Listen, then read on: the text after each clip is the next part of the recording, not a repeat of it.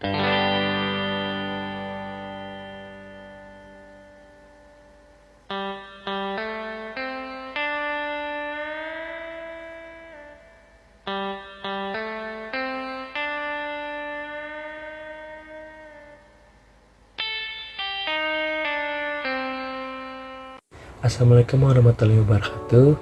Halo semuanya, perkenalkan nama saya Arsa Putra dengan NIM 111122006. Hari ini saya akan mempresentasikan materi tentang konsep sikap dan perilaku. Materi ini penting karena tanpa kita sadari, sikap dan perilaku itu selalu muncul dalam kehidupan sehari-hari, mulai dari cara kita belajar, bersosialisasi, sampai dalam mengambil keputusan. Semoga dengan presentasi ini kita semua bisa lebih memahami apa itu sikap, apa itu perilaku, dan bagaimana keduanya ini saling berhubungan dan mempengaruhi tindakan kita. Baik, langsung saja kita masuk ke materi selanjutnya. Selanjutnya di slide pertama ini kita memasuki materi konsep sikap. Pertama kita bahas dulu nih, apa sih itu sikap? Jadi sikap itu sebenarnya adalah predikat utama perilaku, artinya sikap seringkali jadi penentu tindakan kita. Tapi sikap ini nggak berdiri sendiri, dia dipengaruhi sama lingkungan dan keyakinan kita. Definisi lebih simpelnya itu, sikap itu adalah penilaian, perasaan, dan kecenderungan bertindak terhadap suatu objek. Contohnya itu ini, kalau kita suka sama musik, kita cenderung dengerin musiknya setiap hari. Misalnya kayak sekarang ini nih lagu Statue, kita suka nih musiknya, nah udah sampai besok setiap harinya disetel lagu Statue terus. Jadi menurut W.A. Groengan tahun 2009 itu, sikap itu adalah kesediaan untuk bereaksi terhadap suatu hal. Jadi intinya sikap sama aja kesiapan plus reaksi. Oke, di slide kedua ini ada karakteristik sikap. Lanjut ke ciri-ciri atau karakteristik sikap. Ada beberapa hal penting. Yang pertama itu ada objek yang disikapi. Misalnya itu ada makanan, orang, tempat, dan kegiatan. Yang kedua itu ada mengarah pada objek tertentu. Jadi sikap itu fokus, nggak ngambang ke semua hal. Yang ketiga itu ada berintensitas atau berderajat, yang artinya kekuatan sikap tiap orang itu berbeda-beda. Ada yang sikapnya kuat banget, ada yang biasa aja. Selanjutnya di situ ada berstruktur atau memiliki komponen. Nah, ini nanti kita akan bahas di slide berikutnya. Selanjutnya ada dipelajari, hasil dari proses belajar. Jadi sikap bukan bawaan dari lahir, tapi hasil dari pengalaman. Oke, selanjutnya di slide 3 itu ada struktur sikap. Nah, ini yang tadi saya bilang sebelumnya. Struktur sikap itu ada 3 komponen utama. Yang pertama itu ada komponen kognitif. Ini adalah pengetahuan, kepercayaan, dan pikiran kita tentang sesuatu. Misalnya kita tahu bahwa olahraga itu sehat. Yang kedua itu ada komponen afektif. Nah, ini soal perasaan atau emosi kita terhadap objek tersebut. Contohnya nih, kita merasa senang saat olahraga.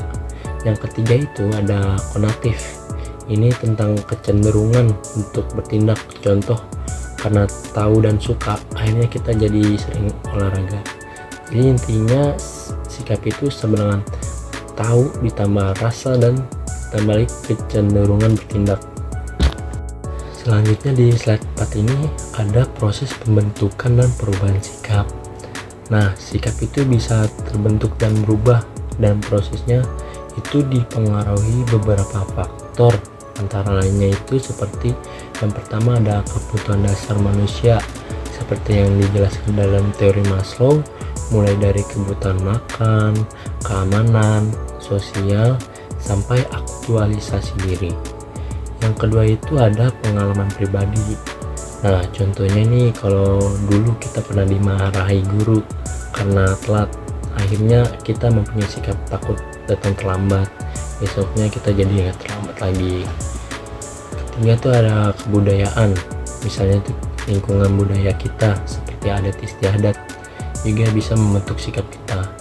Selanjutnya itu ada orang lain yang dianggap penting, misalnya ini ada orang tua, guru, dan teman dekat kita.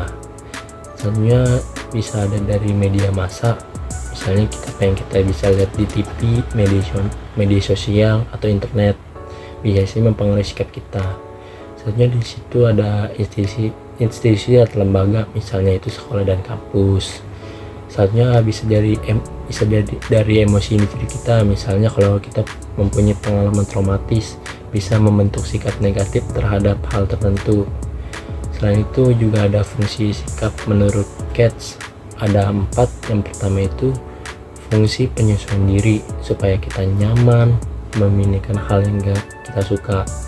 Yang kedua itu ada fungsi pertahanan ego, itu kita melindungi diri dari realita yang gak enak. Yang ketiga itu ada fungsi ekspresi nilai, menunjukkan siapa kita sebenarnya sih.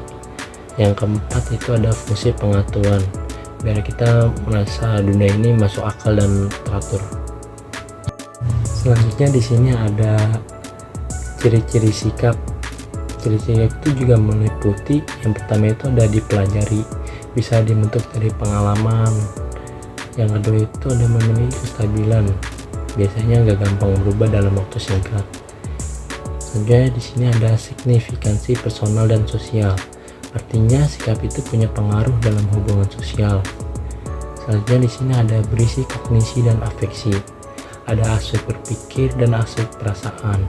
Selanjutnya di sini ada approach, avoidance, directionality, yaitu sikap kita membuat kita cenderung mendekati atau menjauhi sesuatu. Oke, sekarang kita memasuki ke konsep perilaku.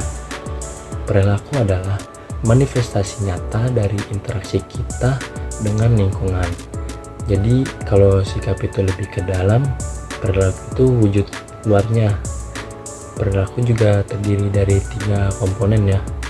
Yang pertama itu ada afeksi atau biasanya disebut perasaan. Yang kedua ada kognisi, yaitu pemikiran. Yang ketiga ada konasi, kecenderungan bertindak. Jadi perilaku itu adalah hasil dari apa yang kita pikirkan, rasakan, dan akhirnya kita lakukan. Oke, next di sini kita memasuki ke ciri-ciri perilaku manusia.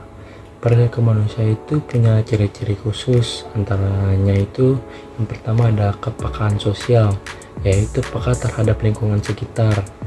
Yang kedua itu ada kelangsungan perilaku atau berkesinambungan, biasanya itu nggak cuma sekali aja tapi bisa berulang kali. Yang ketiga ada orientasi pada tugas, biasanya itu fokus untuk mencapai tujuan. Yang keempat itu ada usaha dan perjuangan, ini biasanya dilakukan dengan usaha, nggak otomatis. Selanjutnya di situ ada setiap individu unik, yang artinya itu perilaku setiap orang nggak bisa disamain. Oke, selanjutnya di sini ada proses pembentukan perilaku. Perilaku itu bisa berbentuk dari beberapa proses. Yang pertama itu pembentukan melalui kebiasaan, contohnya dari teori Pavlov, Thorndike, dan Skinner. Misalnya Pavlov dengan eksperimen anjingnya yang ngiler saat dengar bel. Yang kedua itu ada pembentukan dengan pengertian berdasarkan teori belajar kognitif seperti Kohler dan Gestalt. Kita jadi paham pentingnya belajar, makanya kita jadi rajin. Yang ketiga itu pembentukan dengan model atau biasanya disebut itu teori belajar sosial Bandura. Misalnya itu kita sering meniru orang yang kita anggap sebagai model seperti guru, orang tua, atau influencer. Oke, next di sini kita memasuki ke jenis-jenis perilaku. Jadi ada 3 jenis perilaku utama, yaitu perilaku alami atau innate behavior, seperti refleks atau insting. Contohnya nih, kalau kita kesentuh api, tangan kita otomatis nari gitu. Yang kedua ada perilaku operant atau operant behavior, yaitu hasil proses belajar kita dan pengalaman. Misalnya kita nih belajar naik motor dari yang belum bisa sampai bisa. Yang ketiga itu ada perilaku tertutup atau covert behavior, yaitu respon yang tersembunyi dan gak langsung kelihatan. Contohnya nih, perasaan kita takut nih dalam hati saat dimarahi, tapi wajah kita tetap biasa aja. Oke, kita sudah memasuki ke bagian kesimpulan.